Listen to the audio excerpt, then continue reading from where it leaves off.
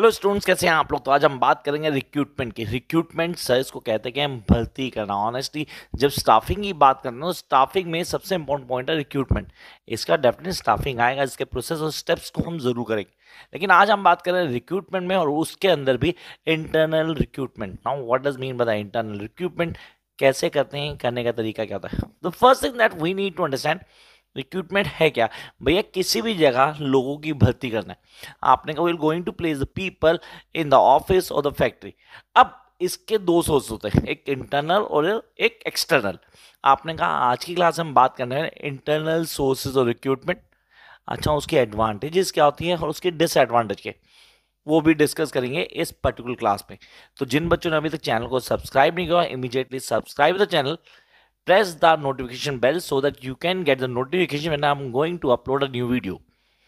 Till then काम क्या करना है, अभी निकालो पेन और लो रजिस्टर हाथ में। तो पहला पॉइंट दिमाग में जो आ रहा है, sir the first thing that we guys need to know about recruitment, ये इंटरनल और एक्सटर्नल दो तरह के होते हैं। और इंटरनल में बोलूं तो मेरे पास दो तरह के इंटरनल रिक्रूटमेंट है। पहला transfer.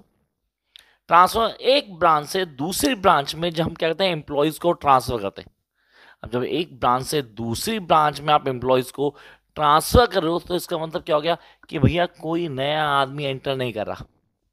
No new people going to come in your company और फैक्ट्री। वही लोग यहां से वहां हो रहे हैं, मतलब एक ब्रांच का आदमी दूसरी ब्रांच में शिफ्ट कर देगा। आपने कैसे बोलते हैं, ट्रांसफर से यहां से वहां ट्रांसफर डाल दिया। इसके 3 पॉइंट जो आपको ऑन टिप पहुंची। सबसे पहला, a good source of filling vacancies with employees from overstaffed department। अब हर कंपनी में ना कई डिपार्टमेंट ऐसे होते हैं जो ओवरस्टाफ्ड है, जरूरत से ज्यादा स्टाफ है। भाई निकालना तो है नहीं, we are not going to terminate someone.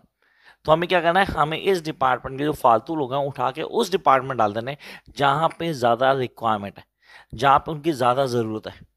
कई डिपार्टमेंट ऐसे होते हैं जहाँ बंदे कम है, या कई ऐसे होते हैं जहाँ लोग ज़रूरत से ज़्यादा होते हैं। तो हम क्या करेंगे, हम ज़्यादा जगह से उठा के कम जगह पे लोगों को ट्रांसफर कर देंगे। The first point that you need to clear, along with this we need to clear it's a horizontal movement of employees। भाई एक ही लेवल के हैं, ऐसा नहीं कोई सीनियर या जूनियर को हटा कर आ रहा है, एक ही लेवल।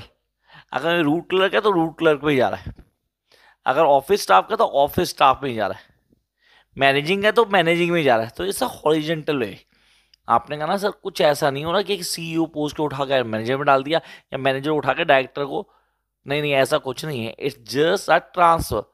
प्रमोशन नहीं हो रहा ना डिमोशन हो रहा है, ये सिर्फ ट्रांसफर हो रहा है। तो ट्रांसफर में पोस्ट सेम रहने वाली है। तो आपने कहा सर इट्स अ हॉरिजॉन्टल वे। पहला पॉइंट आई होप क्लियर हो गया कि जहां ज्यादा लोग हैं वहां से उठा के हमने क्या किया, कम जगह पे डाल दिया। दूसरी जगह it's a horizontal way of transfer, मतलब पोस्ट में कोई चेंज नहीं होने वाला। Come to the next point that's really important, it helps in avoiding termination and removing individual problems and grievances. This is something very important. आपने कहा sir यहां पे हम क्या कर रहे हैं, हम टर्मिनेट नहीं कर रहे, we are not terminating anyone. किसी को जॉब से निकाला नहीं जा रहा।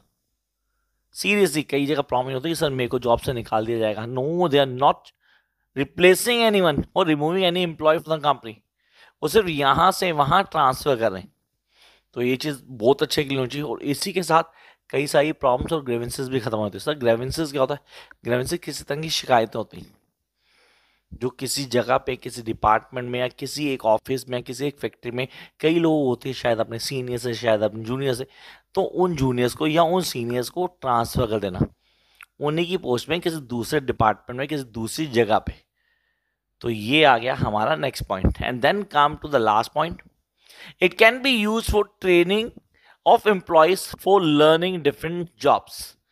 भैया हर जॉब हर जगह तो नहीं सिखाई जाएगी, उसके लिए स्पेशलाइज प्लेस हो गए। अगर आपको ट्रेनिंग करनी है पर्टिकुलर चीज़ की तो स्पेसिफिक जगह पे करवाई जाती, तो आपका ट्रांसफ़र वहाँ डाल दिया जाएगा। अब आपका ट्रांसफ़र डाल दिया वहाँ, आप गए और वहाँ जाके आप समझ रहे हो that how to learn all these things, उसके लिए ट्रांसफ़र होना ज़रूरी है। सो ये तो हो गया हमारा ट्रांसफर्स, मतलब इंटरनल सोर्स में पहला जो पॉइंट आया वो ट्रांसफर्स था। एंड आई होप सबके सबको क्लियर हुआ, सबने लिखा भी होगा। Come to the next point here, this is something very important, कहता है प्रमोशन। सर प्रमोशन की बात हो sir vertical shifting of employ. Sir vertical है, ऐसे आ रहा है, ऐसे ऊपर से नीचे की तरफ। सर प्रमोशन हो रहा है, प्रमोशन तो डेफिनेटली हम सर ऊपर भेजा जाएगा ना, मतलब मेरी पोस्ट ये है तो मेरे को यहाँ से यहाँ डाल दिया गया, ऊपर किया गया, प्रमोशन किया गया। और प्रमोट करने के लिए हम क्या करते हैं, अपनी कंपनी का वो स्टाफ जो ज़रूरत से ज़्यादा एफर्ट कर रहा है, जिसके वर्क एफिशिएंसी बहुत अच्छी है, उसको प्रमोट किया गया।